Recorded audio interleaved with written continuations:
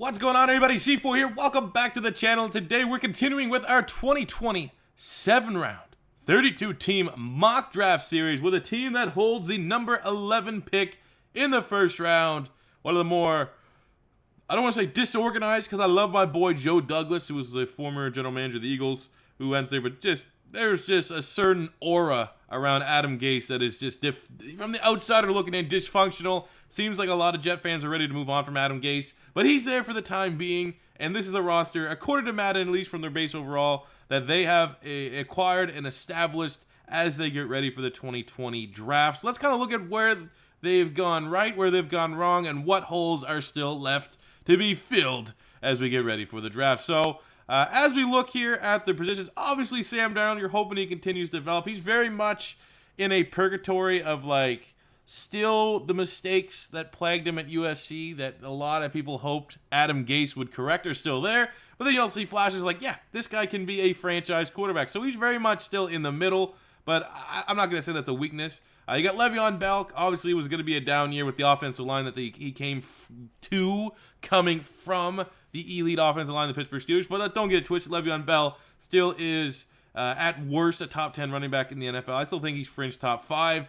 And if they continue to improve the offensive line, should be a little bit more focal point and a little bit more what we used to see from the Bell Steeler era than what we saw last year with the Jets. But then again, it's Adam Gase. I don't know if he's underutilized Le'Veon Bell. It's just a little bit weird. And you look at the wide receivers, you got Jamison Crowder, really solid slot wide receiver. Enunwa's a possession guy. They brought in Brashad Perriman as a speedster to replace and be a cheaper option than Robbie Anderson, who they let walk to the Carolina Panthers. I think ultimately, if what Robbie Anderson wanted versus what Perriman wanted, there's a chance Perriman can, exactly fill in. Perriman, it's not like Robbie Anderson was a 1,000-yard receiver or anything like that. I don't think he broke 1,000 yards in his career. He was just a deep threat that stretched the field. You're going to be able to get that from Brashad Perriman.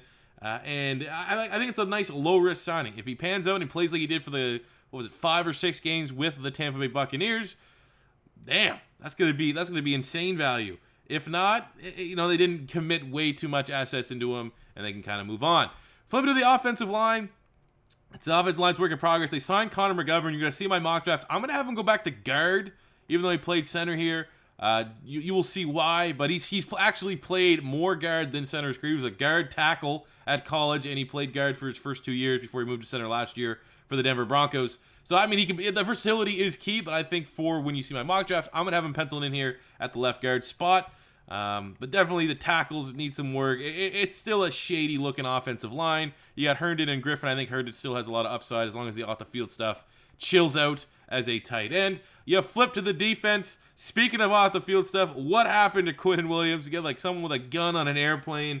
Not what you want to hear if you are a Jet fan, but hopefully all that stuff gets sorted out. And the front threes, it's not bad.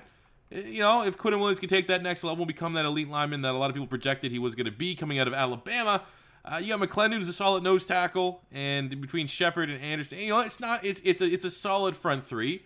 You look at the linebacking core, that is the strength of this team. Jenkins, he can get you 7-8 sacks a season. They brought him back on a 1-year deal. They got Mosley and Williamson inside. Cashman, I like as a prospect. They brought over Onwuasor from the Baltimore Ravens, so they have a lot of depth inside in case they're faced with the injury plague they had last season ago. Could use another edge rusher for sure here to complement Jenkins, which we'll try to do in the draft. I love their safety pairing of Jamal Adams and Marcus May. Marcus May, very solid from Florida. Loved him at Florida. And Jamal Adams might be the best strong safety in the National Football League. I love Brian Poole.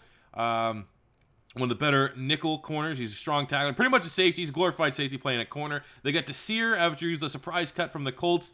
I think that's obviously an immediate and cheaper upgrade over what they were getting from Tremaine Johnson when they gave him that ridiculous contract coming over from the Rams. Bleshawn Austin actually played pretty solid for a rookie as well last season out of Rutgers, I believe. Yep. So, it's a defense that has a lot of upside. I think the front seven is the strength of this defense with some solid safety play. So you need a couple pieces here or there, which we are going to try to achieve in this 7-round mock draft. When I'm looking at this mock draft, I actually think it's one of my favorite ones, and I think we achieve a lot as long as you understand that McGovern is going to be moving to a guard. And that being said, let's get into the mock draft. 7 rounds for the New York Jets.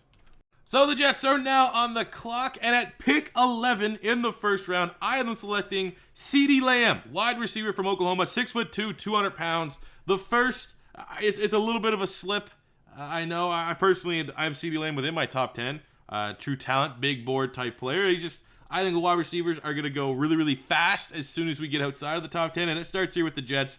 Sam Darnold needs a legit wide receiver. You need his franchise #1 target, even more so without Robbie Anderson. And obviously, even if they still had Robbie Anderson, I most likely would go on CeeDee Lamb here. Maybe tackle, but I think Lamb brings a lot of value. I think that's the kind of move Adam Gase would use. CeeDee Lamb has future Pro Bowl potential, if not all pro, written all over him. The route running, the jump ball ability, his ability to get separation, all A+.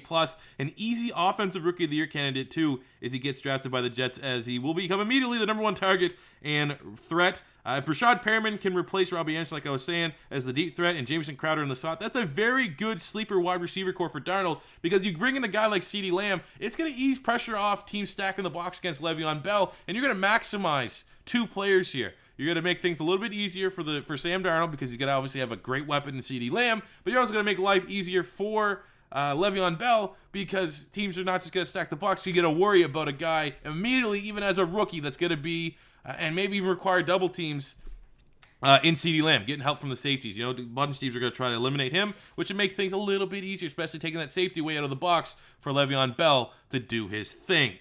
Go into the second round at pick 48. Island selecting Zack Bond, edge rusher from Wisconsin, 6'3", 240 pounds, a very versatile player in a 3-4 defense. Pretty much look at any pro comps, it's almost universally Kyle Van Noy, and Kyle Van Noy for the New England Patriots was very, very good. And if you put Zack Bond in the right scheme, which I do think the Jets would do, you're going to get that Kyle Van Noy for the New England Patriots, and not the Kyle Van Noy that we saw with the Detroit Lions that was misused and pretty much a castaway, and then Bill Belichick obviously elevated him into a guy that got, like $30 million guaranteed from the Miami Dolphins this offseason. So with Zack Bond, I think he projects to start at the opposing edge side of Jordan Jenkins. Huge 2019 season for Wisconsin, 75 tackles, 19.5 TFLs, 12.5 sacks, comes off the edge with great explosiveness and has the upside to develop into a solid zone cover linebacker.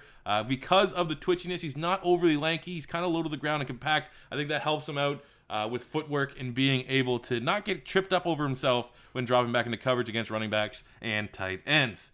Going to the third round at pick 68. Again, they're big signing McGovern. I have a move into guard because they get the value here in Lloyd Cushenberry, center from LSU, 6'3", 310, a starting center right away. As I said, move McGovern, who did get $18 million guaranteed. That's a hefty pay, but move him to guard. He's played more guard in the NFL than he has at center. Plus, he's just versatile, which is always good. But Lloyd Cushenberry is a scheme fit, fits those zones they're trying to run, brings great mobility, can get to the second level, and is a plus asset for Mr. Le'Veon Bell at running back. I think it's a great value pickup here that you're debatably getting a guy that's in the conversation for the top center in the draft class here in the third round, and it's going to go a big way to improving that interior. Going from what they had last year to having McGovern at guard, Brian Winters at guard, and Lloyd Cushenberry at center. It's going to make life a lot easier. I think Le'Veon Bell's going to enter training camp with a big smile on his face. Going to their second, third round pick at 79, Island selecting Damon Arnett, corner from Ohio State, 6 feet tall, 195 pounds, a very solid corner who, even with a disappointing combine by his standards, a lot of people thought he have a chance to run the 4.3s, low 4.4s, ran a 4.56.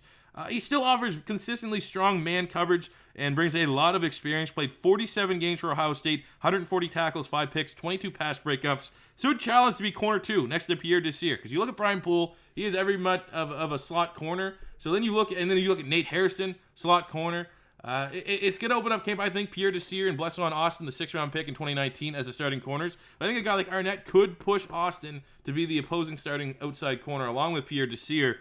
And again, when you're looking at this from the Jets, clearly they're not putting a lot of assets in at the cornerback spot because they're pulling a Philadelphia Eagles. You know, you brought over Joe Douglas from the Eagles. What do they do best? They have strong safety play to compensate for average at best corner play, and that's kind of the way they're going to be going with Poole and Pierre Desir. Really, these are big name corners right now. But you bring in a guy like Damon Arnett, third round, pick 79, has a lot of experience. It's not going to take him a lot of time to get up to speed for the NFL game. And I think there's a chance that you can get a third round starter here for the New York Jets.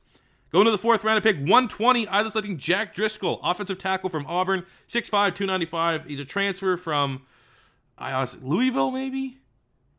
UMass? What are the Louisville, UMass? Red team. All I remember is red tape. But he's a finesse tackle who's really good at getting to the second level. And you combine that with Chuma Edoga, you have 2 really athletic tackles with upside. And if you look at Frank Polak, the offensive line coach here, if he's worth his weight in salt, you could take these two guys, refine them, and get starting caliber play from them out of the tackle spots immediately. They got Alex Lewis there as well, like former Baltimore Raven. He's big for a guard. Maybe you can flex him out to center until Driscoll is ready to go, until Driscoll can add some more weight on and get a little bit stronger. But I think in terms of tackles, one of the more underrated day 2 tackles, early day 3 tackles is going to be Jack Driscoll. He looked really good at Auburn, and at times I actually kind of rate him a little bit higher than Prince Tega Winogo, who is, if you're looking at offensive tackle rankings, is consistently higher than Driscoll. I like Driscoll a little bit more as a prospect. Going to the 5th round at pick 158, I'm selecting Dalton Keene, fullback, tight end, weapon from Virginia Tech, 6'4", 250. He's a versatile player, but they kind of already have that in Wesco, the 4th round pick they got last year out of West Virginia. Even though Keene's kind of similar, was utilized kind of similar, whereas Wesco was clearly more of a fullback, I think Keene's clearly more of a tight end. And I see him developing into a well-rounded tight end behind Herndon. You kind of look what you got from Ryan Griffin, who's versatile. He's a guy using the red zone, also a strong blocker. I think Keene can be groomed to be his replacement, as Griffin is going to be 31, I think, as they enter next season. He's a good blocker, Dalton Keene, and he actually looked really good during the receiving drills. I had that in my draft notes, that anytime I do weigh that is a big impression, the Senior Bowl and the positional drills when you're out there with all the other guys that are going to be getting drafted. And I thought Keene stood out from all the tight ends, and I put that in my notes. So, hey, maybe there's some upside there for him as a receiver. Going to the 6th round. They have 2 6th-round picks to finish out the draft. First up at pick 191, I was selecting Darren Evans, running back from Appalachian State, 5'10", 205, had a great combine. 4.41, 20 reps on the bench press, 37-inch vertical. Coming off a big 2019 with App State, 1,700 yards, 23 touchdowns from scrimmage. Evans is a change-of-pace back who has the talent to push to be running back 2 in right behind Le'Veon Bell, and also chip in for long runs. He's an explosive player, and he brings special teams ability. They got an App State running back last year in Jalen Moore. They definitely have tape, and they're well aware of what Darren Evans brings to the table. And I think when I'm looking at that stable of running backs, Trent Cannon, Kenneth Dixon, Josh Adams, Jalen Moore, I think a guy like Darren Evans, absolutely, in that 6th round, on top of the special teams ability that he can bring right away and replaces what they had in Ty Montgomery, I think he can push to be that running back 2 in the backfield for the Jets. And then finishing up the draft in the 6th round at pick 211, one of my favorite players in this draft, I'm selecting Cole McDonald, quarterback from Hawaii, 6'4", 220. I think out of all the day 3 developmental quarterbacks, really it's Cole McDonald and Anthony Gordon that I like. But I think Cole McDonald, he has a horrible throwing motion, but that didn't stop Phillip Rivers from becoming a Hall of Fame type quarterback. Now, I'm not going to say they're on the same projection, but his throwing motion is a lot more like Tebow than it would be Phillip Rivers. But I think he's a guy that, you got Adam Gase. And we kind of talked about this when we did the Jacksonville Jaguars mock draft. Doug Marrone is an offensive line coach, and if he's strong at that position, he's got to be able to develop some late-round tackles, and is a solid starter for the Jags. Same goes for Gase. Gase is supposed to be this QB guru whisperer, and if he wants to prove that he's not just a guy that's riding Peyton Manning's coattails from that 1 year with Denver, a guy like Cole McDonald should be a nice little upside QB that can develop behind Sam Darnold as a high-level backup. I think when you look at Cole McDonald, the arm talent is absolutely there. He brings prototypical size. He's a great athlete, was the best athlete. I was surprised to see he was straight up across the board, a little bit more athletic than Jalen Hurts was at the combine, ran a 4.58. And productive. Obviously, it's Hawaii. You run and shoot, just quick first reads. It's almost he's a rhythm passer, but he still in 2 years had over 8,000 passing yards, 70 touchdowns to 24 picks. So I think when you look at all the teams across the board, the coaches that really have a QB background, you would put Adam Gase, assumingly at the top. That's why he got the job. And I think that if you look at developmental QBs, guys that they can mold and form into something, I think Cole McDonald's at the top of that list, and I like the fit here with the Jets. So there you go, guys. That is my 7th-round mock draft for the New York Jets. As always, let me know if you agree or disagree with the picks you saw today. Especially want to hear from you Jet fans. Do you think I did enough to make the Jets competitive in a AFC East that's going to be different this year with no more Brady and the Patriots? It's up for grabs potentially, even though the Buffalo Bills on paper are looking pretty damn good. But that does it for me today, guys. Thank you for watching. As always, your first time stopping by, don't be afraid to hit that subscribe button. Smash the like button if you enjoyed. And until next time, it's C4 saying peace